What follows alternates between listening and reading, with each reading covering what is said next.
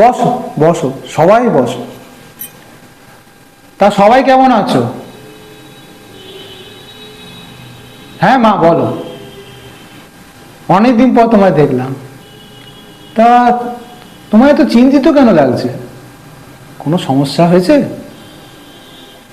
আবার সেই সমস্যা? আরে মা, বুঝো না তোমরা, সবই মায়ার জগৎ। কি আর বলি তোমায়। দেখো, সংসার মানেই ঠকাঠকি হবেই, তা বলে সবসময় নিজেদের মধ্যে কোনোদিন ঝগড়া করো না।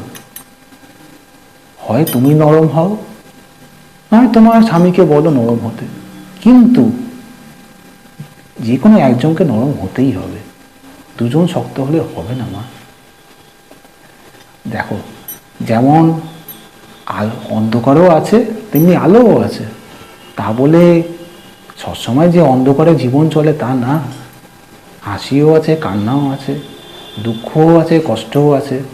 কিন্তু হ্যাঁ, সংসার যখন করছো তখন মিলেমিশে থাকো। কেন এসব ঝগড়া ঝাঁটি অশান্তি? একটা কাজ করো, ভালো উপদেশ দিচ্ছি মা। তুমি তোমার স্বামীকে একদিন আমার কাছে নিয়ে আসো, আমি ঠিক ওনাকে বুঝিয়ে বলবো।